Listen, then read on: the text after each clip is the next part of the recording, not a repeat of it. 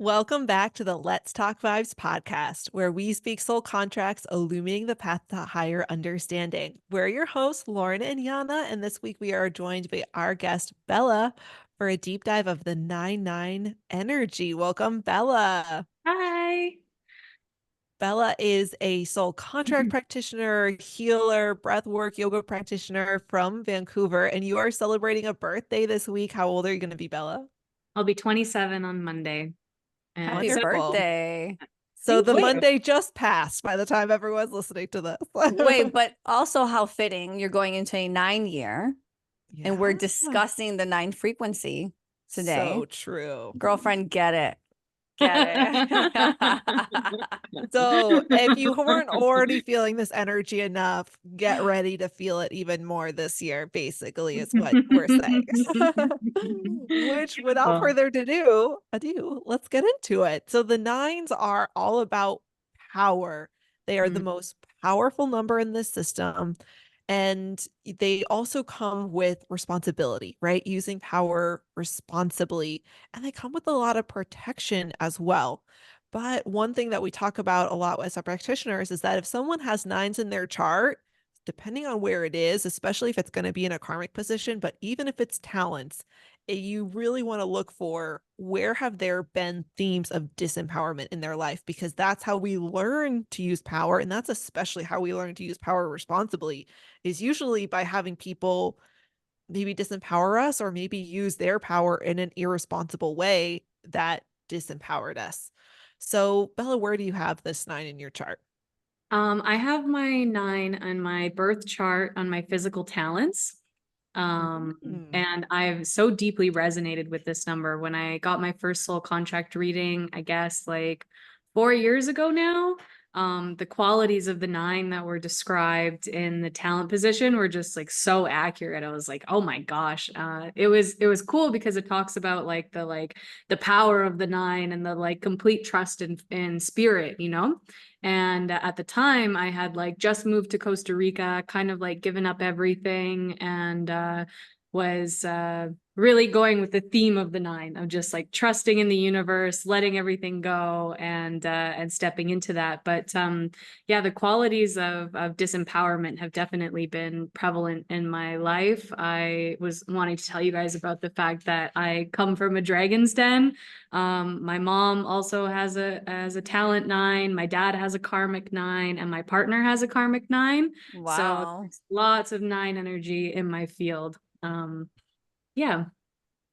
It's everywhere, girlfriend.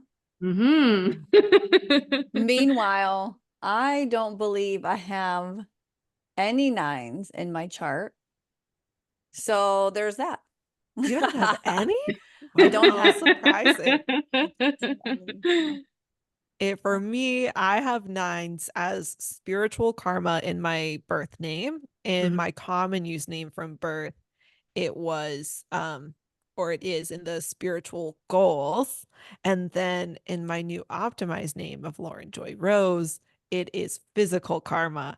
So, we talk about, especially when you're optimizing your name, whatever energy is like in that physical karma position, that's kind of like right up front, right? Like that's going to be people's first impression of you. So I was just like, okay, this energy in this name, it's going to be very much about continuing to step up into my power, but also into this sense of having people see me as being really empowered, right? But you also have to be careful with it to then not become overpowering. Or I know that I can have energy that's a lot, at times, not always. I can also sometimes be very quiet and very mellow and sometimes feel like other people's energy is a lot. But I know sometimes I can come in with that like raw power or energy. And so I was definitely thinking, I was like, okay, I'm going to have to be a little careful with this name because you're going to come like right out the door with that energy as the impression is like, boom.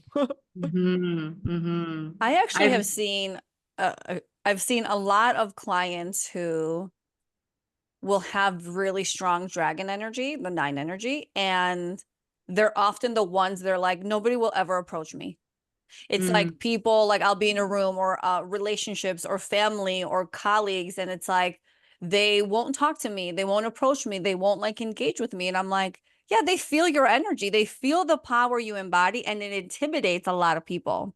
Because either most of the time, what will happen in those situations is you'll get someone else's dragon that's like, oh, let's go, right? And it's this power struggle, or they energetically feel your power and they're like, I can't handle it. I want nothing to do with it. It's too much for them until they get to know you. And then they're like, oh, like you're not going to torture me to death. Like we're good, you know? But it Yeah. is like I very often see where clients are like, I just don't understand why I'm too much for people. And I'm like, because it's your power. Step into it. Don't take that as this terrible thing. And like, no, like that is the nines, the most powerful frequency in all the modality. Claim that power and stand in it, and then attract those people who want to see you stand in it. So That it is crazy how it shows up. Yeah, I just got really excited about what you said about like people walking towards you, because like those were the exact words that my partner said to me when we met, because nobody has ever approached him with like the physical karma 9 right up front. Like people like see him and immediately feel intimidated. Like 9 times out of 10, they're like, oh my God, I can't go near him. But it's like kind of subconscious, you know? It's not really on the like, I'm afraid of that person, but there's like something energetically that feels like, Right. okay, I'm not going to go to them. And so that was what brought us together, was the fact that I was just completely fearless and like marched right up to him and was like, so you think you're good enough for my friend? For your friend? Yeah, that's how we met, actually. He was on a date with my friend. That is amazing. Was it a first date? It was a first date, and she was hiding inside when I arrived to the house. Like I just showed up unannounced to give her some medicine, some milk thistle to help her with a liver detox.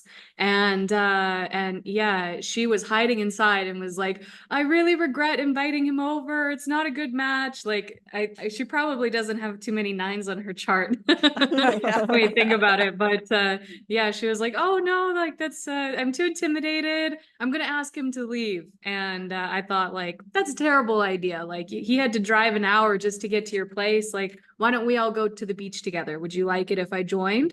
And she was like, oh, that would be great. Okay. And so that's when I marched outside and thought, is he good enough for my friend? And everyone had been talking about how attractive he is. And because my friend had said, like, he's the hottest guy I've ever seen. And I immediately thought, like, we're in a small town. Like, you don't know what a hot guy is, you know? Like, you've never been to Europe.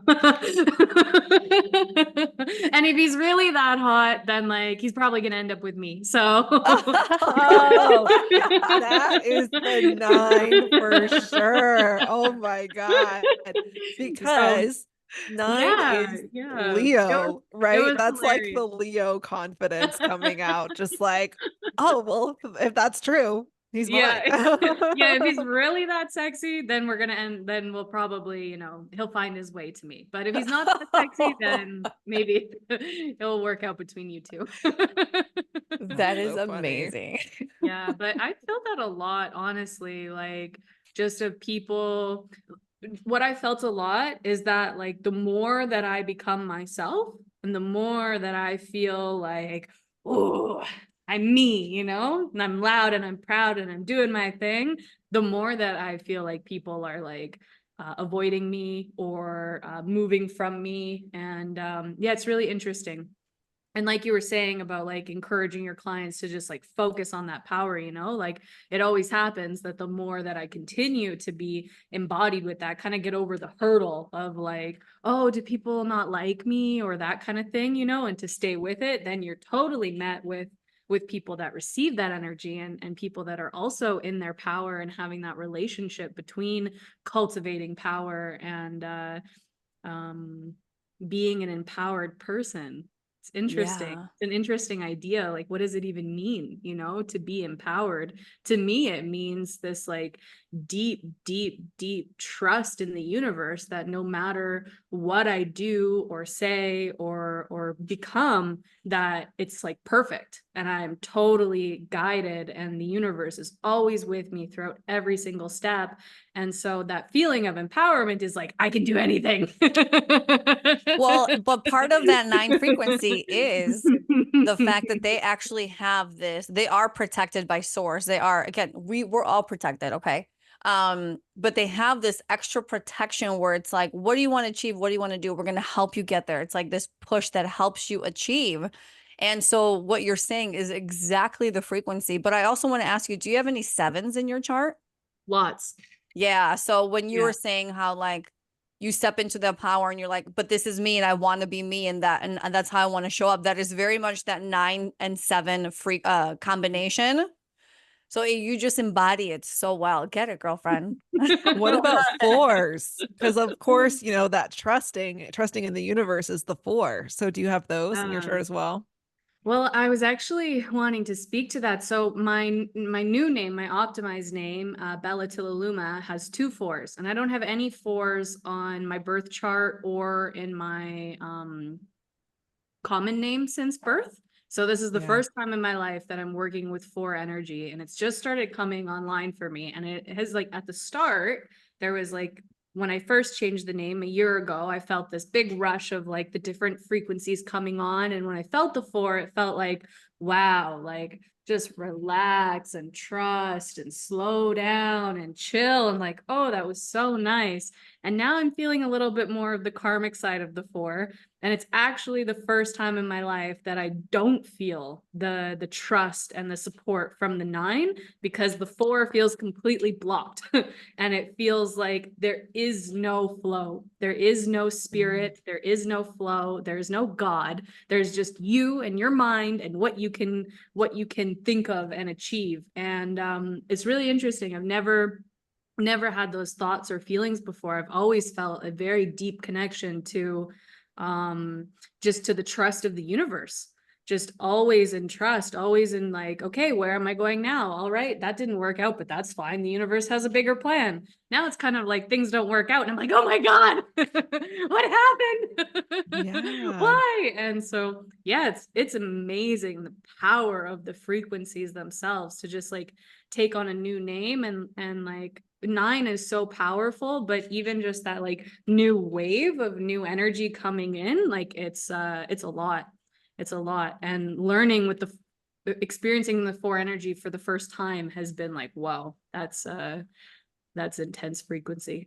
Now, when you said in talking about that you've even questioned sort of like there is no spirit, there is no God, is the 4 that you brought in, is it a 22-4? That's what I was thinking too. Yeah, Yeah. because I was like, that thought in particular, I was like, that has, you know, the flavor, not just of 4-4, but of 22-4, which is very fitting. That was our deep dive episode last week. So if anybody hasn't listened, you can go listen to that episode and sort of see why that has very much the flavor of the 22-4. But let's bring it back to the 9s, since that is, I could see us all going off topic, right? We so easily could. But with the 9, like Yiannah was talking about, you know, when people have this number in talent, you know, which is why it's actually so great, you know, that you do have that talent experience. It's a nice contrast to my own having it as karma, because I, you know, again, we read that this is something that people experience. So it'll be nice to hear from you how this has shown up for you. But just that feeling of, again, whatever you want to do, that you can do it, that you sense that power within. And so I would love to hear you talk about moments where you just felt that. It sounds like for you, you felt it as this trust. What did you sense it as a power, or for you, those do just kind of are the same? Well, I think that maybe it's a good opportunity to tell you a little bit about some of my most empowered moments. Would love that. And so for me, like the moments where I really felt like a lot of people were like, whoa, like that's crazy. Okay, so the first time that I really experienced the power of the 9, I guess, was when I was in high school. We moved from Vancouver to a really small town. I was 14. And then from like 14 to 17 was just like trapped in isolation. Was super like this place is terrible. I hate it here. I don't have any friends. Life was so brutal. And through that, I decided, like, you know what? I'm living this life for me. So I decided to move to the city all by myself at 16. And luckily, I had some family friends to help me out with that. But the reason that I speak to it as something that was like empowering for me was just the fact that there's so many people around me who are like 16, 17. And that's not the typical life of a 16, 17-year-old, you know, to be like renting their own place, getting their own job, not living with their family, being completely like independent and self-reliant. And then from there kind of transitions into moving to Europe. And I moved to Europe when I was 19. That was facilitated by my grandma. She bought me a one-way flight to London. And she doesn't have any 9 energy, but you think that she would with that choice, you know, to send her to send her granddaughter on a one-way flight to Europe. But that was one of the most magical and empowering experiences of my entire life, being a young teenager and feeling completely free to experience the world, go wherever I want, wherever I choose, and the synchronicities that were brought to me through that, from the choice to like honor myself, honor my power, choose where I want to go, and decide to be in that country were just amazing. You know, like meet someone in this country that gives you a place to live in this country, and then go there, and then that transfers back there. You know, and it was beautiful. It was absolutely magical, and yeah, it was amazing to feel that. That total flow and trust in spirit, and the power of like, I'm unstoppable. I can go anywhere and do anything and just be totally free. Now, as we talk about the power, that the empowerment, right, that this 9 frequency brings in, it also in your childhood too brings in disempowerment. Yeah, right? for sure. So it comes from your parents, it comes from friends, it comes from school, teachers, bosses, like relationships, all sorts of that, all sorts of, you know, that type of stuff. So based on what you were saying, you're like, I'm 16, I'm going to go do my own thing. My guess would be you face a decent amount of that disempowerment within family, where you're like, I'm out of here. I got to step into my power and do what is best for me, right? It brings in that narcissistic quality from other people in your life. Yeah. Yeah, for sure. For sure. I've often like, there have been times where I felt like I wouldn't be here if I didn't have a 9 to actually have some power to help move through all the freaking disempowerment, not just from me, but through the lineage of my family and the disempowerment that they have felt as well. I think that that's another quality of the 9, is the ability to heal, and through it's almost like a healing power. You know what I mean? And that's been a big part of my story, being able to heal myself, being almost like, I don't want to say it as like being able to, we're all able to, but it's just having the trust, I guess, and the belief to make it happen. I was really struggling with my depression, with qualities of disempowerment that were still stuck in my being. And I didn't know what to do. I was feeling completely like lost and confused and lonely and isolated, and just, yeah, like life sucks. And I heard a podcast with Paul Stamets talking about how mushrooms can heal your mind. He talked about something called a heroic dose, which is like 8 grams of mushrooms all taken at once. And I'd never done mushrooms before. I guess the typical dose is like 2 to 5 grams. So I've never had mushrooms before, but I listened to him and I thought, like, that is a beautiful opportunity for me. So the very first time I ever did mushrooms, I did a heroic dose of 10 grams. And That's a lot. Yeah. And And I haven't had a serious like depressive episode since. It's maybe about 8 years ago now. Yeah, when I was 20, I did that. So yeah, that was really, really intense to have that level of trust, to go alone and eat a huge amount of psychedelics, knowing that that I would be a lot better for it. Wow. yeah. And, you know, before we go on, I just wanted to share that, like, when you were talking before about the disempowerment and you talked about like through the family line, the ancestral line, I literally felt like this like wave of energy like Hmm. moving through, like especially Hmm. like the lower half of my body, which I just was like, Cool. ooh, chills, you know? Very cool. I think that the nine energy really relates to the lower chakra, to the root chakra. I've had a lot of lower chakra issues.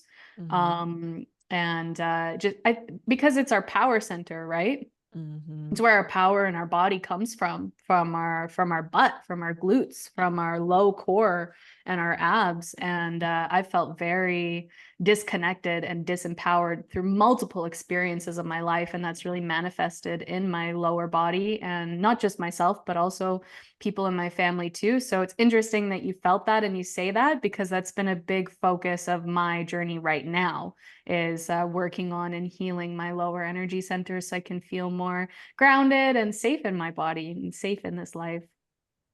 And Mm. speaking of other areas, you know, the nine is associated through the soul contract system with the kidney, with the left kidney. And I also associate it a lot because, you know, we talk about it so much as, you know, being represented by the dragon and by the snake. And snakes obviously make me think of Kundalini energy, which is also very powerful. So that kind of base of the spine is also an area I associate with the nine as well. So again, all kind of lower down. And Mm-hmm. then I also think of like solar plexus as kind of one of our those big energy centers. So also sometimes associated a little bit further up in the solar plexus. Yeah, yeah, that feels super, super accurate. I feel like it's interesting. It's such a unique energy that I really feel when it's with me. And I really feel when it's not with me. Like I was talking about earlier with this new coming of the four, like, well, especially the 22 four, like Mhm. totally no God, no trust, no flow. Like, what is this? You know, everything is dark. And it's the similar, like when the nine energy is present, like I can actually feel as if like, well, because my partner has the energy as well, it's so nice to have someone to like talk about what it feels like. But he and I have had experiences where like we have a conversation with someone, or walking down the street or something, and we both like almost see each other as like breathing dragons, like, oh my gosh, we just like erupted our fire onto that person's shit, like.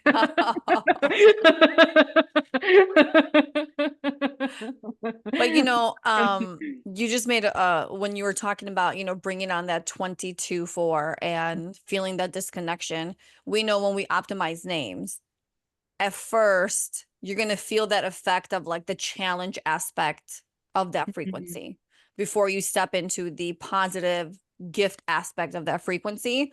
And that's what that 22-4 brings. And now depending on what you put that on top of, it is. I also, when I optimized my name, I had that 22-4 in there. And for 4 or 5 months, I would say like I did feel this complete disconnection. Like I just felt I just didn't feel anything. But I was in my mind, I'm like, I know it's there. I know it'll come back. I just have to get through it, you know? But it can feel disempowering. Like, what am I doing wrong? What's happening? Why can I not connect anymore? What is happening? And it makes you question everything. And then you can unleash on other people, right? So the nines, although they attract the narcissist, they can also breathe fire down somebody else's throat as well, right? That is such an easy thing to do. And whether it's intentional or not, all that power comes with how are you going to use it? Yeah, How are it's you going to use it today? interesting that you're like, we're talking about like the responsibility of power, you know, like you're granted a lot of power, and then it's like how to use it properly. For me, my relationship with that has been much more just like witnessing like my parents with their nines misusing their power. And like neither of my parents are very aware of their energies, I guess is the way to say it. And so with the karmic nine, and it's interesting because my mom has a talent nine, but to me it almost presents more like a karmic nine. And I've definitely felt like that's a lesson for me to learn how to use that. So the idea of like being responsible with power and then knowing how to use it, for me it's been a lot more about like, I guess, like teaching people in my life about how to use their power. I've not necessarily felt like accidentally hurting people with my power. that maybe it has something to do with the 7 that I'm like hiding a little bit. I'm not sharing in that way, but definitely there's been a lot of people in my life where I'm like, holy shit, you need to learn how to use your power. Like just like walking around, just setting everything on fire. Well, okay, so let's dig into that a little bit more. So the 9s, they're really good channels. So in my mind, as you were talking, I thought to myself, oh, maybe she's channeling that energy into something peaceful, because they're also peacemakers, right? So it's like maybe she's channeling that rough fire energy into the peace, and like I see that behavior and I don't want to be that. So I'm gonna put that into something else. Have you like connected to that channeling aspect yet? Yeah, actually, it's nice that you bring that up. I totally forgot about it. But the first time, it's happened for me a lot actually, and it happens out of nowhere. I'll just get like see something out the corner of my eye or get some voices come through, and yeah, it's really freaky. I guess it doesn't happen all the time, but it's really, really awesome when it happens. It happens mostly, the most times it's happened is when I'm facilitating breath work, and a loved one of the client will come through me and have some words to share with the client. And the first time it happened, it felt so intense because this beautiful woman I was breathing lost her mom when she was 7 years old. And so big heartache and grief around the loss of her mom, it was terrible.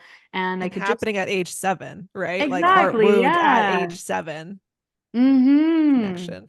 And so the mom was just like couldn't stop going. Like she just like all these things she wanted to say and tell her. And I felt so uncomfortable about it because I was like, this woman is here for a breathwork session. She's not here to like, I don't know. I had to learn about how to ask for permission for that, like that I'm feeling your mother. Would you like to hear about what she's saying, because I didn't just want to start unleashing that on her and have that take her to a place that's really, really, really emotional that she didn't necessarily ask for. So And I'm still that's such learning an about how to weave that in with my work. Yeah, well, that's such a good point that you bring up, right? Because I think, again, we talk about how numbers build on each other. Now, we haven't released our 8-8 deep dive yet, but spoilers, everybody, 8s have to do a lot with boundaries, right? And so, like, as the 8, you're learning a lot how to set boundaries, how to enforce your own boundaries. I talk a lot about how that is a way you can own your own power. That's how you can empower yourself, is by setting and enforcing your boundaries.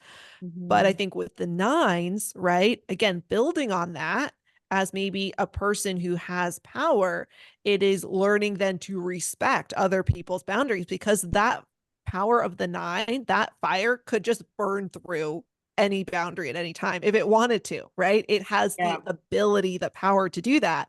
And Mm-hmm. so that responsibility of using your power responsibly is saying, nope, right? Like, let's set up what the boundary is. And if you say you don't want to have, this information is coming through to me and you don't want to receive it, I have to respect that. And I need to maybe enforce that with the spirit who's delivering this message to say, hey, they've said no. I don't care Yeah. how much you tell me you want me Yeah. to deliver this message. I'm not going to.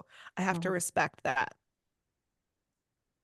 That's a beautiful piece. I like that. It was making me think about how people that work with me, I recognize they're ready to have their karma burned through. And if they're not, we tend to have some issues. They will feel like projecting on me or getting angry with me or saying like meh, meh, meh, meh, meh. But it's like really like yeah, I'm kind of like struggling as to find the perfect words to describe it, but it's like if you want to come work with me, I'm gonna help you burn through your shit. Yeah. That's the Well, perfect way to say it. Yeah. Well, one of the things we say about the 9s is that they are catalytic and they create change. And I always think of the 9 energy like moldavite. So for people who don't know much about crystals, moldavite is this crystal that people say, be careful about when you get it, because you get it for the transformation, the change, but you might not be ready for the transformation, the change that this is going to bring. Like it might turn your life completely upside down and be very destabilizing. It might create tower moments if the tarot, of really crumbling things in order to have you rebuild and end up on the right path. And so I feel like the 9 has that capability as well. In it can completely bring everything to the ground if that's what's needed to create this change. And that can be, again, scary, right? Change Mhm. can absolutely be scary.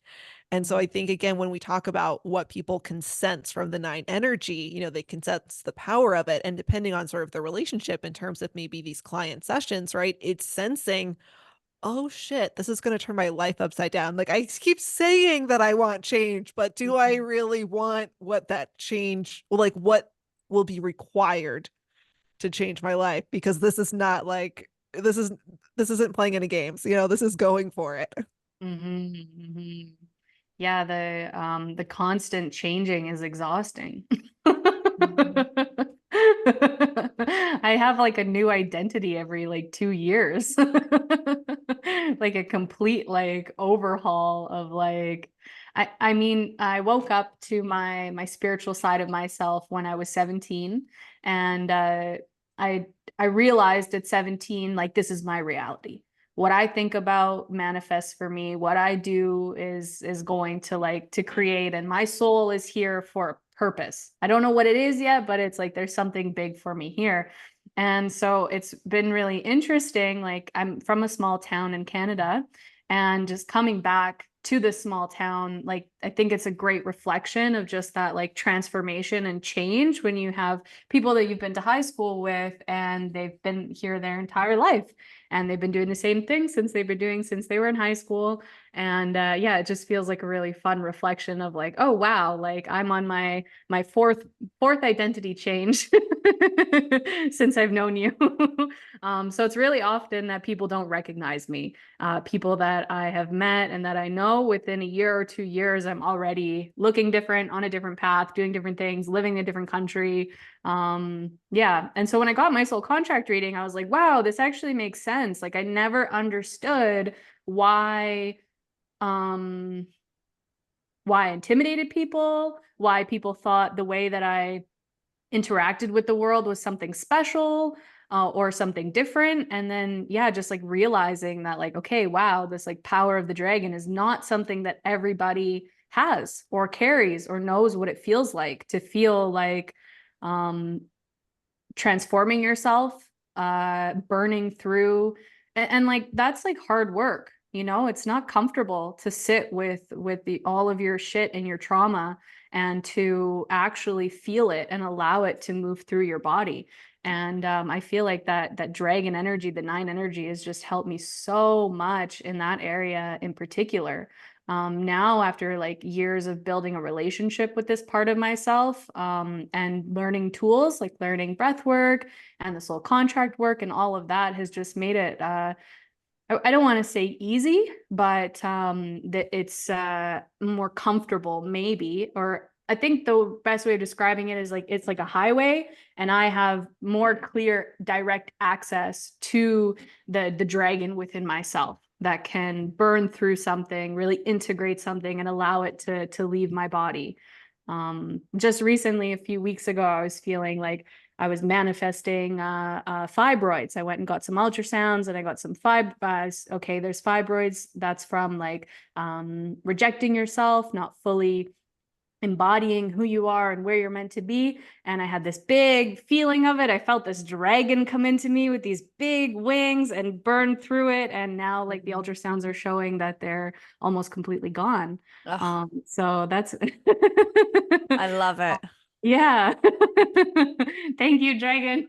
Yeah. Well, you know what? Yeah. That goes to the belief of Mhm. I believe I can heal myself. And you set your intention, and it, it's so empowering when you step into that, and the statement you just made, because I do believe you can heal anything that's going on in Mhm. your life. When I would feel something coming on into my body, I would be like, no, I no longer accept it. When I feel a headache coming into my body, I'd be like, no, Mhm. I don't think so. That's not, I'm healthy. I am like everything positive.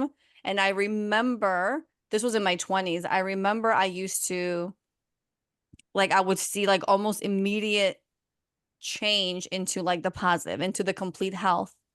And I was like, oh, there's something to this.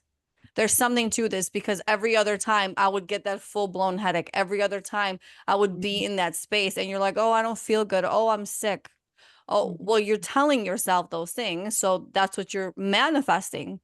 And you sat in there and you're like, yeah, no, that's not going to be my story. So dragon, and the dragon's like, I got you. And you feel that. And like, how beautiful is that? I mean, Very what a beautiful. testament to the energy, what a testament to your power, what a testament to like what we can do as these souls having this human experience. So, I just want to take a moment to really walk through that process of the 9. And this is something I always talk about with my clients, right? If they have 9s in their chart, you're starting from a place of disempowerment. You're supposed to then learn to, I would say, recognize that that's happening, right? To express it. And the next step is to start to step into the power, right? To find that power, to own your power. And then finally is to express and use your power responsibly. That's kind of like the life cycle of the 9, if you will. And, for myself, one thing I'll say is like having the 9s in my karma, but the spiritual karma, right? That wasn't as much of overarching themes and lessons of my childhood. I have the physical karma 7/7. That was a lot more obvious. Like it actually really took me when I was receiving readings, and it was actually when I took level 2 and we had overlays, and the person was asking me like, well, yeah, like what about in your childhood? Like when did you experience disempowerment? And I really had to think about it. And one thing that I thought about at that time that kind of ended up coming up, and I thought of, because I'm very blessed in that my parents were not overtly disempowering, right? It wasn't like this narcissistic parent or anything like that. I have lovely parents, but my parents split up when I was young, when I was 5. And so they were in different relationships. And so what had come to mind was this time of my mom was in this relationship, and we would go to her girlfriend's house and like spend the night. It would be like a weeknight. And I'm kind of like half asleep in the backseat of the cars or driving over there like after work or whatnot. And like that was kind of the thing that came to mind. And that is something that's sort of been a theme. And the reason I think that one of the ways that 9s do come up a lot in our childhood is that it's sort of socially acceptable to disempower children. And by disempower, I just mean to not necessarily give them all of the power. That is sort of the dynamic that, of course, the parent is going to have power over the child because they don't have a fully formed brain. There are going to be some good reasons for that. I think about, I was like taking care of my little niece who's 2.5 and didn't want to, get into her car seat and get buckled up. Like, of course I was going to pull a power move there because it was a safety thing, right? Like, but I just kind of think about that. Like, those are for me so much where that 9 energy and those themes of disempowerment would come up was simply just like not getting asked what I thought and not getting to have a choice and not getting to have a say, and decisions just getting made by the adults. And again, I think some people hearing that might almost get triggered. Well, that's how it should be. It's like, that's just how it kind of is in society. And I mean, in the sense of when I was watching this show called, I think it was called Nesting or something, and it was with Jenna Fisher and Oliver Hudson, where like they have divorced and they're going to keep the kids in the house and the parents are going to go from the house to like an apartment or something like that. And as a kid who went back and forth from the age of 5, I was like, that's not how it should be. Like the kids should go back and forth. And I was just like, whoa, sit with that. Like, why don't you think that they should get to, I was like, no. Why should the parents have to do that? But it's just so interesting again, in this just societally, the dynamic that we have of the power dynamics between parents and children. And to some degree, there's some validity to having a fully formed brain making a decision versus a not fully formed brain. But also how from a very young age, people are just not getting empowered. And then in today's sort of gentle parenting, when a lot of parents are trying to empower their children, a lot of other people are very judgmental of that end of that kind of parenting style. I'm not a kid. I mean, I'm not a parent, so I don't have any parenting style, but it's just an interesting thing to think about. And it wasn't until I started to take that view that I could even start to see how that disempowerment was showing up in my life, because it wasn't as overt as a lot of other people, especially if they have it in physical karma, will have stories of that overt disempowerment. So I wanted to share that. And I would love to get y'all's take on maybe those more subtle ways that disempowerment can kind of show up in our lives. While you were talking, I was actually getting this little, just this feeling about the empowerment of the collective, and how like right now in the world, it really seems like a lot of people are waking up to their power, to their personal, individual, like what my soul is here for, what I've come to express and be and do and say and have. And I feel like it's just so beautiful to see that in the world. And on the flip side of that, this is also like a lot of people are really disempowered all over the world. Yeah, it's terrible. I think our society has been like shaping people to be comfortable in disempowerment, like you were saying about like typical styles of raising children as completely disempowered little beings that need you to make every choice for them. Like I was really shocked when I was with my friends and they're like new age parents, and I went to give their little baby a grape, and I went to bite it in half, and they were like, no, like he knows, he's smart enough. He knows that if he eats the whole grape, he's going to choke and die. So just let him figure it out, you know? And I was like, oh my God, just let him figure it out. That's crazy, you know? But it's coming from a perspective that like this little being is powerful and they know what they need and they know how to handle life. And, yeah, I just feel like we're really stepping into a time where people, parents, and children know how to handle themselves and know how to handle their power and their purpose and really step into life, letting go of the societal and ways of being that have kept us disempowered, parenting styles and everything, right? I went a little bit off topic from your question, but that was just what was coming through me while you were talking about the dynamics of parenting. Great I also addition. had a vision of mine and my beloved's child, just like freaking living wild, absolutely wild. Well, listen, in 2025, we're actually going into a 9 year. Yeah.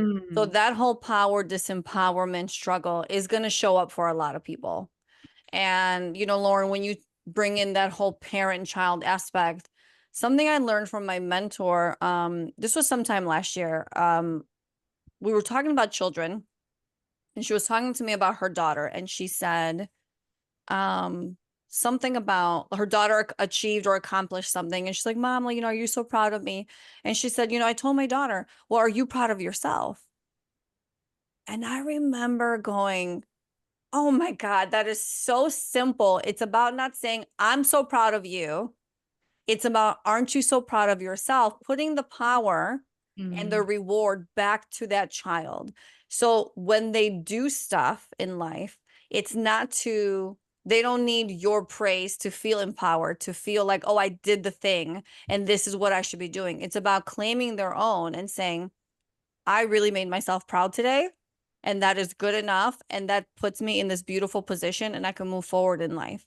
And that also taps into self-worth and like all types of stuff. But that little like change of phrase, I was like, I have a beautiful mother and, I had a beautiful life with her. And, my parents were divorced young, so my dad wasn't in the picture, but she did an excellent job. But she never once said that to me. Would that have changed who I am today? I don't know. But knowing that today, I can't help that when I spend time with my daughter and we're doing something, I'm always like, she's like, Mama, look. And I'm like, are you so proud of yourself? Putting that power back on her. Now, I'm also not a gentle parent where I'm like, they'll figure out the grape thing. That to me would like give me anxiety. But it is one of those like, this is what we do, like show them and they learn that way. Because I think as adults, when we use our power, whether it's with children or to like our peers, when we're using our power, are you trying to bring somebody down? Are you trying to disempower somebody, or are you trying to empower somebody? Right. And I think that is such a huge element, because when we go back to the misuse of power and breathing down people's necks and just torching people left and right, again, it's like, you don't have to. You can get your point across.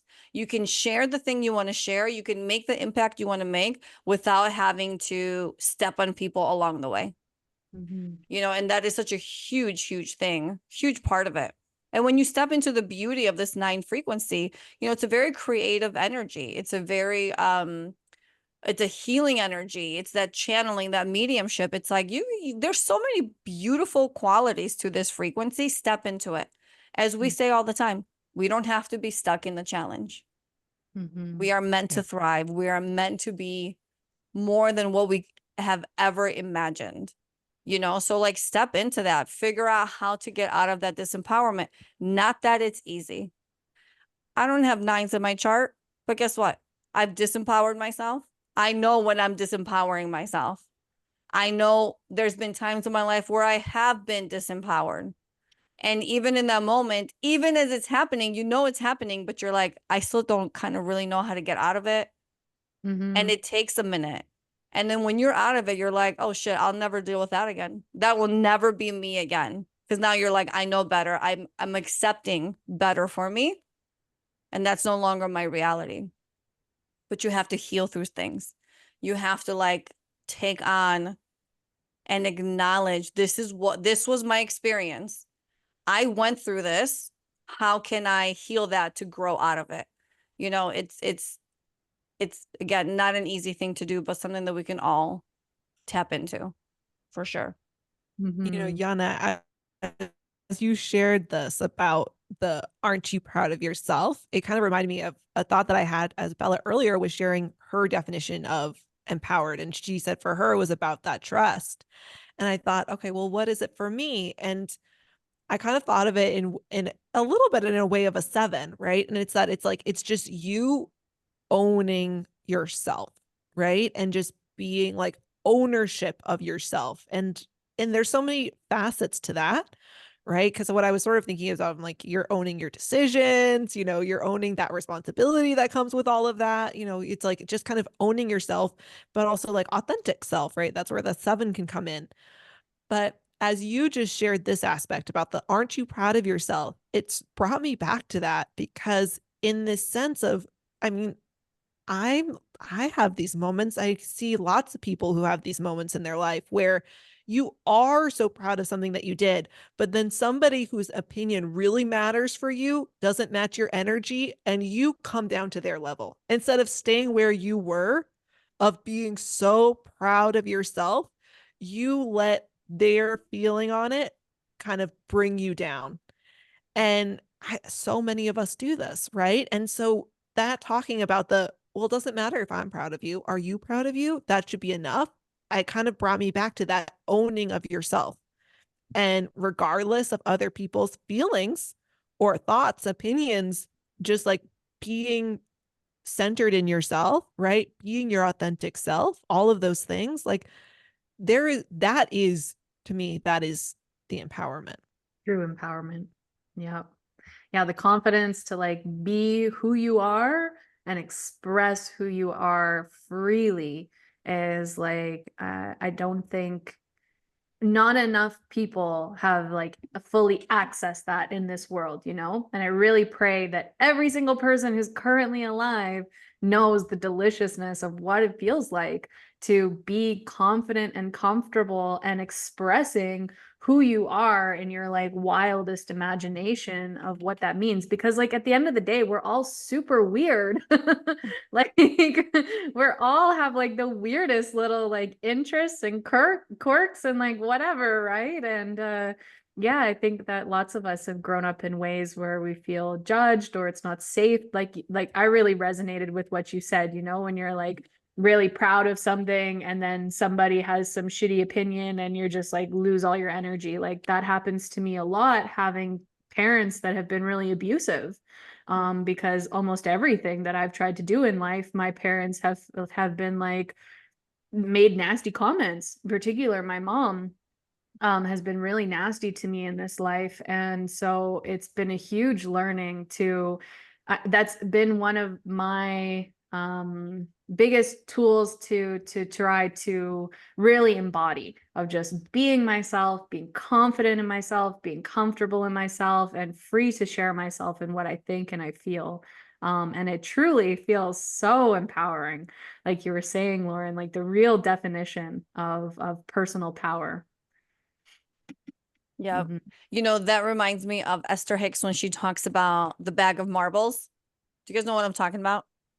You've Okay. shared it before, I but don't Yeah, yes, remember. I she know. talks about like we all have our own bag of marbles, okay? Mhm. And the marble could be leadership and joy and like all these different emotions and feelings and traits that we carry, okay?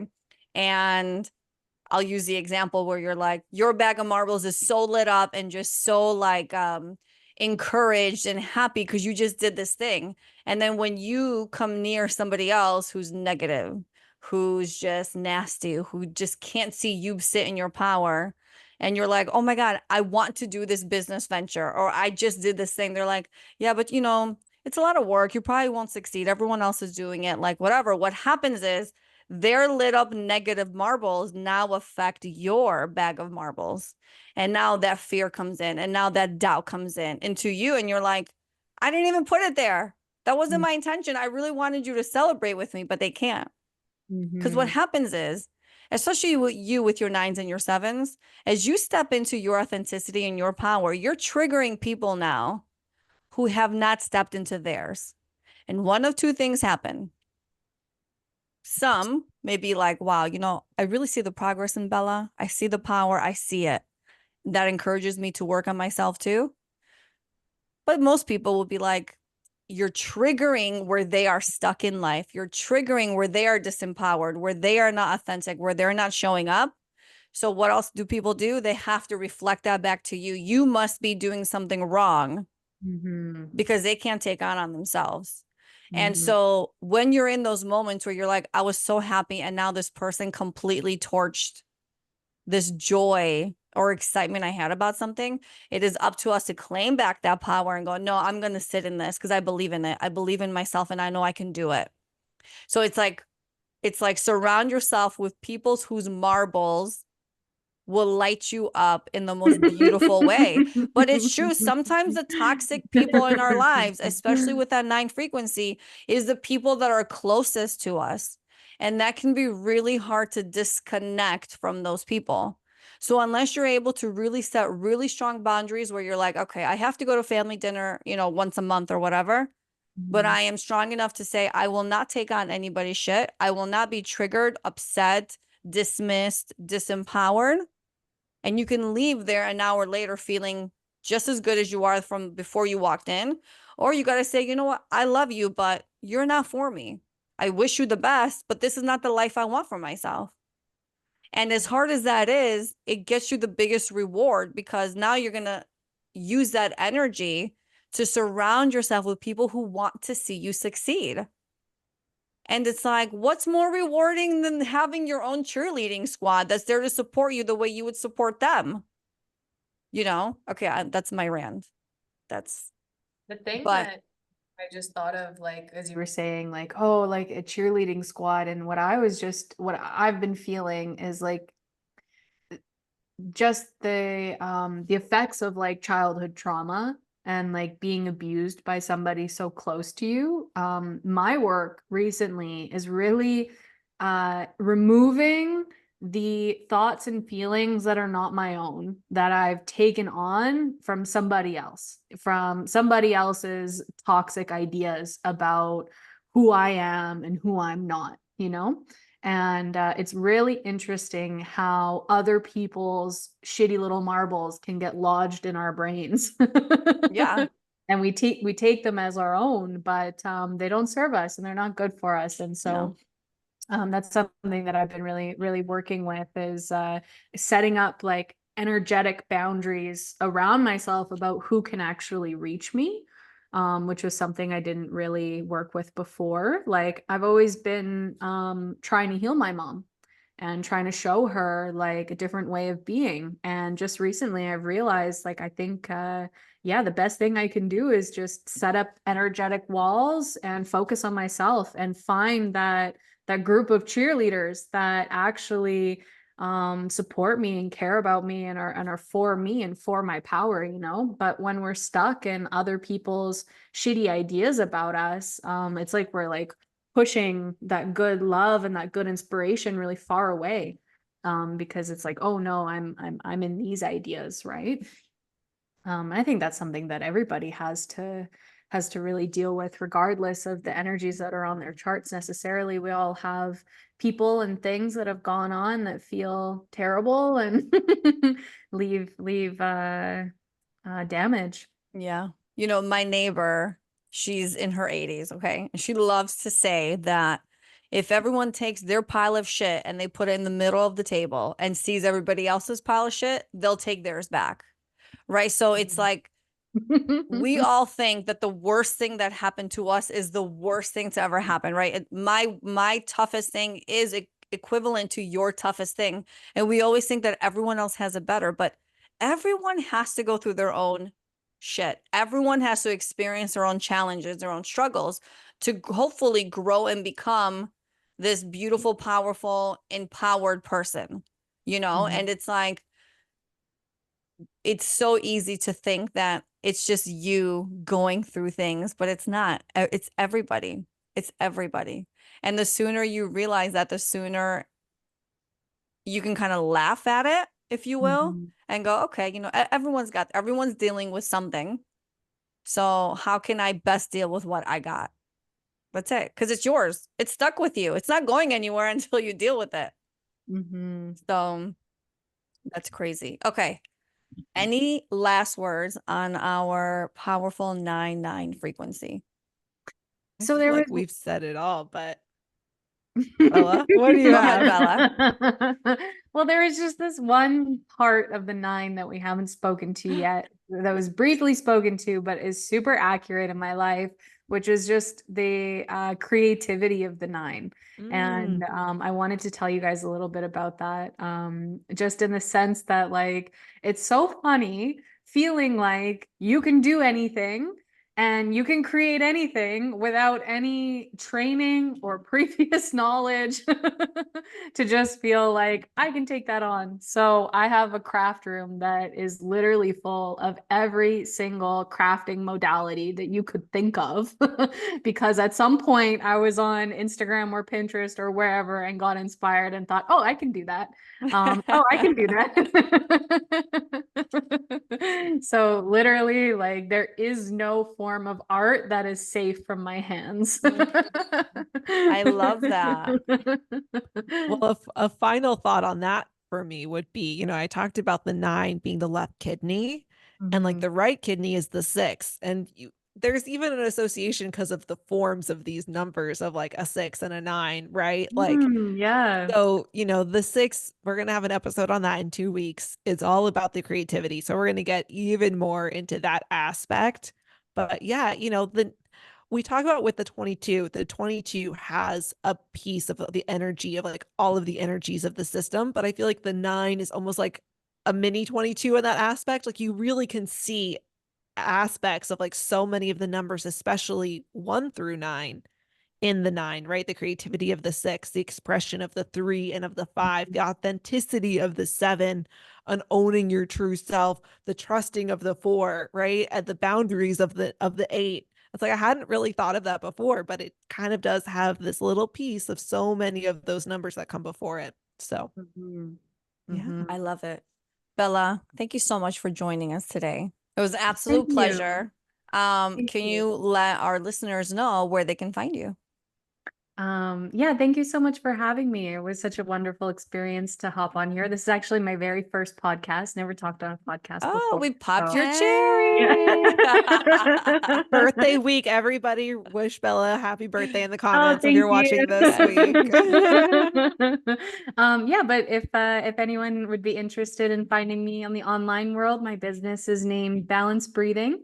And you can also find me by name at Bella Tilaluimah, which is kind of funny. Tilaluimah is the name I created when I changed my name. And something that I love about it is that it is the only name, I am the only person with this name on Google. So out of 7 billion people, I am the only Tilaluimah in the world. I love it. Can you spell that? Can you spell that for our listeners? Yep. Tilaluimah is spelled Tilaluimah.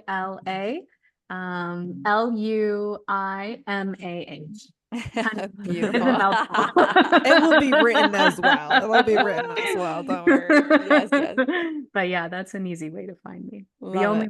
it. Thank you so much, ladies. Of course. Well, if anybody's wanting to book a reading with Yiannah or myself, you can head over to the ltvpodcast.com to find our booking information. You can also head over to Instagram.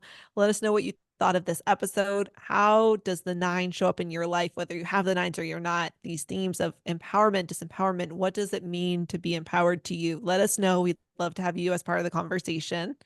And so head over to Instagram, the Let's Talk Vibes podcast. I almost forgot for a second. What am I saying? And as always, everybody, don't forget to like, share, subscribe to our content. It is the best way to support us, and we greatly appreciate it. Have a beautiful, blessed day. Bye. Bye. Bye.